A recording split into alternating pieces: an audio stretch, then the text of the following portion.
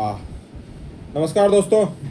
जैसा कि हमने कहा कि 1 तृतीया पे हम संकल्प लेते हैं कि प्रत्येक 21 जून तक एक कोई ना कोई वीडियो कोशिश करेंगे बनाने का और डालने का।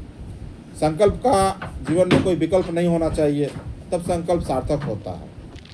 आज हम उसी संकल्प को लेते हुए एक छोटा सा वीडियो बनाते हैं। आसन का पहला आसन ग्रीवा संचालन। ध्यान रहे, इनके कुछ लाभ भी हैं, बट पहले देखते हैं। कमर सीधा, सिर सीधा, दोनों हाथ घुटनों पे, ज्ञान अथवा चिन्ह मुद्रा में।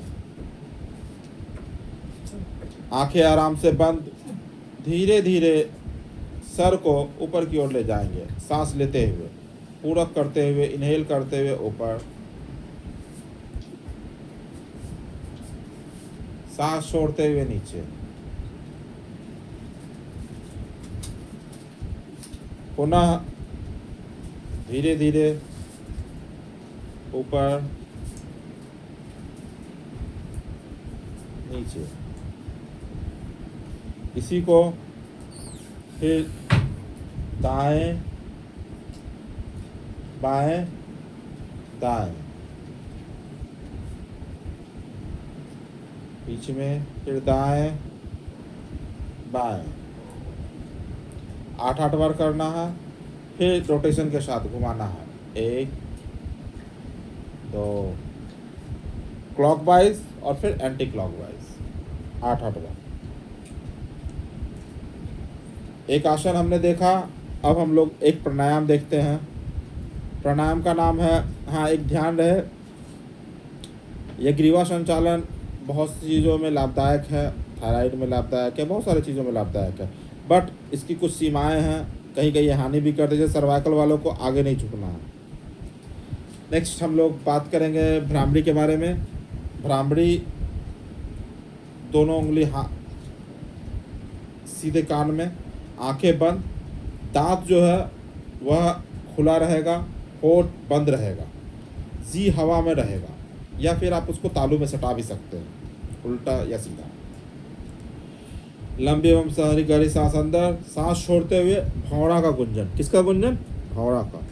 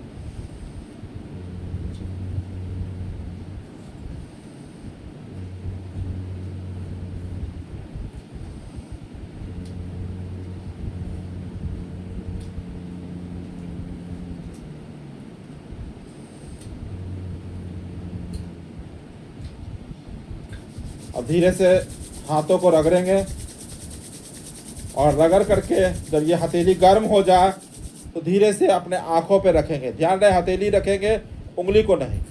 फिर धीरे से आंखों को जोड़ करके अपनी भाग आंखों को देखेंगे।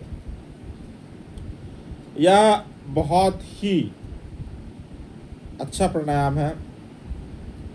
इसमें मस्तिष्क में जो अल्फा तरंगदैर्घ्य होती है, अल्फा बीटा डेल्टा गामा, तो अल्फा को यह उच्च करती है, क्योंकि हमारे मस्तिष्क में अलग अलग तरंगदैर्घ्य है। कभी जब हम उदास होते हैं तो अलग तरंगदैर्घ्य रहती है, जब चंचल रहते हैं, तब सोए हुए, तब ध्यान से उठते हैं, ध्यान में रहते हैं, तब अलग तरंगदैर्घ्य रहती है। तो जो सकारात्मक तरंगदैर्घ्य है, इसको यह उच्च करती है। दूसरा, मेलाटोनिन को सक्रिय करती है। जो नींद में, गहरी नींद में जब मेलाटोनिन सक्रिय होता है तो आपकी नींद पूरी होती है।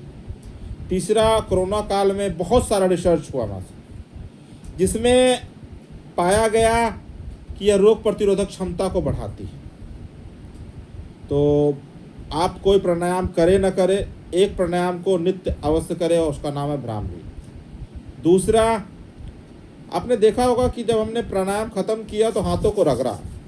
यह हाथ इसलिए रगड़ा जाता है ताकि अभी हम अंतर्मुखी थे और बहिर्मुखी होने से पहले हम इसको रगड़ते और आंखों पे रखते ताकि अंदर पहले जागे, बाहर बाद में जागे।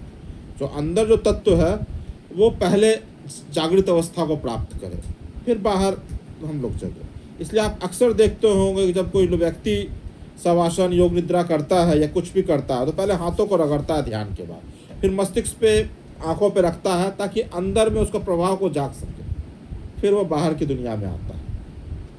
और ध्यान जो होता है वो डायरेक्ट लोग करने के लिए बैठ जाते हैं, लेकिन मेरा एक सलाह रहेगा, निवेदन रहेगा कि पहले आंखें बंद करके सांसों पे ध्यान करें, फिर किसी वस्तु,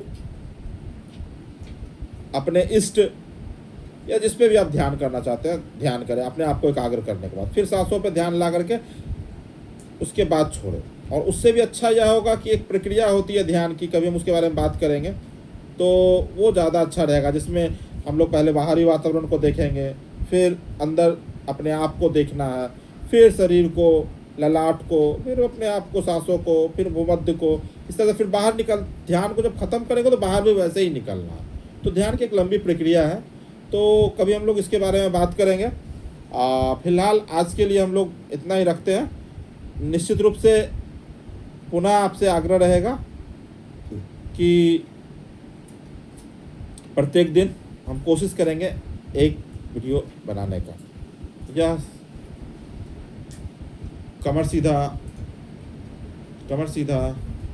सिर सीधा, दोनों हाथ घुटनों पे, आंखें आराम से बंद, लंबी एवं गहरी सांस अंदर, सांस छोड़ते हुए ओम मंत्र का उच्चारण करेंगे। लंबी सांस अंदर,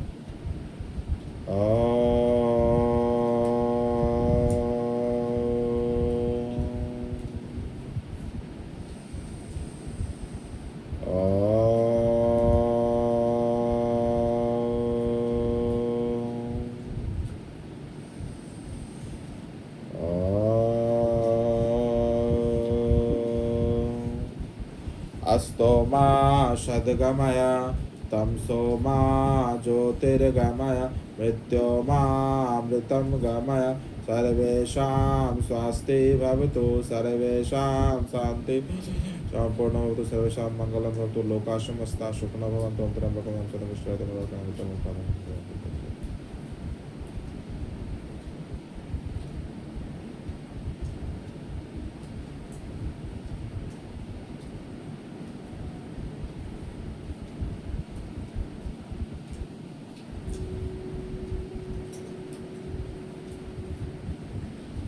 माता च पिता त्वमेव वंदुष्का